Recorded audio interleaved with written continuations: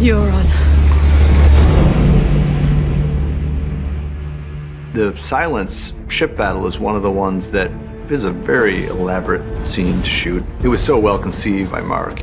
The whole thing was very wisely centered around Pilu's performance, Gemma's performance, and Alfie's performance. I tried to stay with individuals within the chaos of the boat battle, and then it was the decision as to who we follow. Initially, it was all about Gemma's character, Yara, but in shooting it, Pilu's Euron was such fun. Pilu is such an incredibly charismatic, he's such a great kind of heir apparent to Ramsay, is such a great baddie for this season, and so fantastically physical. Euron, it was just like analyzing how many people do I have to kill, and what do I have to do now? But the first hit, and blood just came like, and I was like, yeah, this is awesome. I don't know if I can say fucking, but that was a fucking awesome week. Here we go. Set, look, out. 3, 2, 1, action! Acting alongside Pilu is such a joy because we have a great respect for how tricky it all is in terms of the physicality, and he's so respectful of anything that will or won't hurt, but I'm also very game for him to go for it, so it's convincing. So between us, we work very well together and we communicate very clearly with one another before we're doing things, what we're doing and how we're doing it, and that's how we've managed to stay safe. Silence is supposed to be a very different kind of boat. It's the mothership, it's his command ship, and it's supposed to intimidate people when they see it, and it's supposed to strike fear into the hearts of his enemies. The boat itself is a projection of the personality of the man who built it. It's a big fuck you boat built by a big fuck you guy. My ship's like 5 times bigger than their little tiny boat. You know, it was like their boat was this big and mine was this big. And I don't think it has nothing to do with, you know what they say about guys with big cars. They like speed, and so do I. The boat itself doesn't really come into play as a real thing that people need to interact with until it's connected to Yara's ship. And so we decided that the best way to really put across the true size of this boat was to build a section of it, the bow section that rams into Yara's boat. We designed a big naval ram that was on the front of that boat that would then crash into Yara's.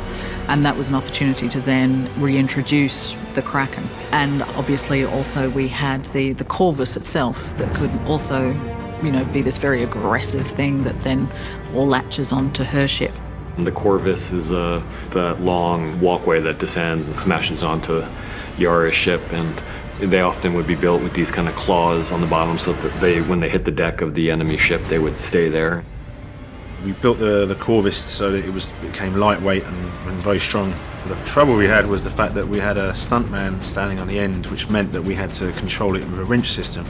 But the winch system was obviously a controlled fall, so we ended up managing to double the speed in the end, which made it more dramatic.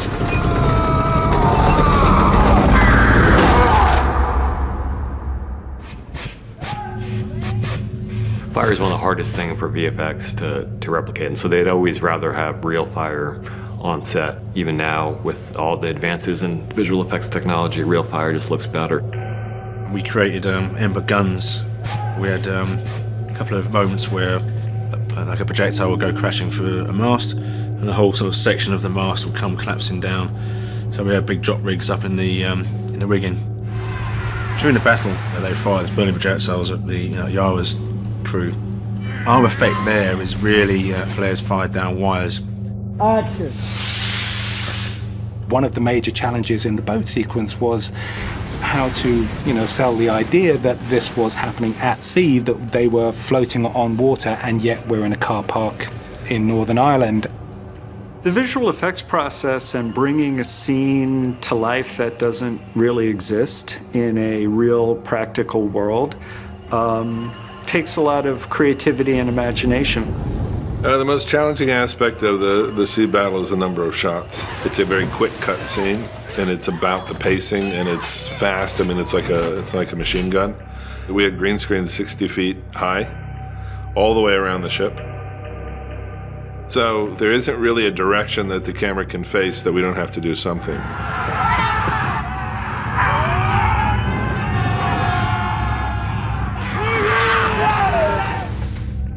The boat at Banbridge is quite restrictive. You know, we had 40 stunt guys on there, 6 cast members and the crew.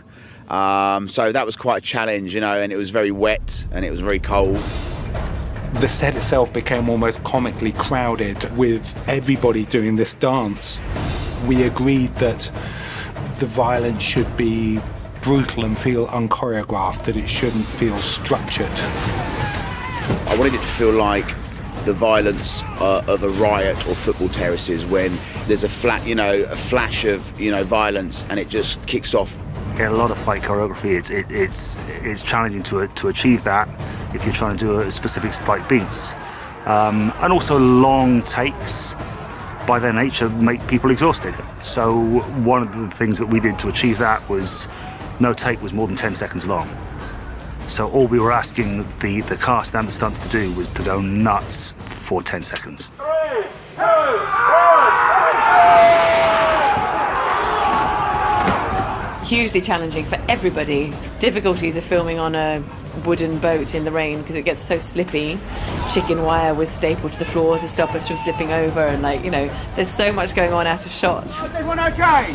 It was just insane because there's so many people. It's very different when you're practicing one-on-one with with a stunt double or with another actor the day before in a stunt tent, to when you get there on the day and they're like, oh, by the way, we didn't mention you can't stand here because this is on fire, and we're going to flood the boat, and don't slip over, and you're on a deck. You're like, oh, okay. So it's a lot of things to consider.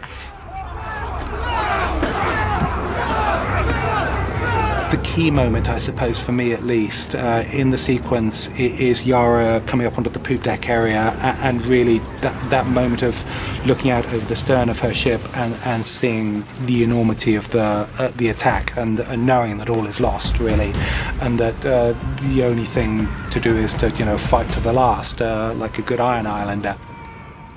When Yara gets taken by Euron on the boat and it has the axe to her throat, initially she feels like Theon's back, it's okay, he'll do something, he'll do the right thing, and then the change that happens in his eyes, she realizes that he's not going to stay. I think she's heartbroken at that point. And it really all comes down to close-ups on 3 people and where they're at the end of this experience. We'd maybe fooled ourselves into thinking that Theon was out of the woods on his whole Reek experience, and as we were writing it, we realized that you don't just get over what happened to him. That's something that's going to be a part of him for the rest of his life.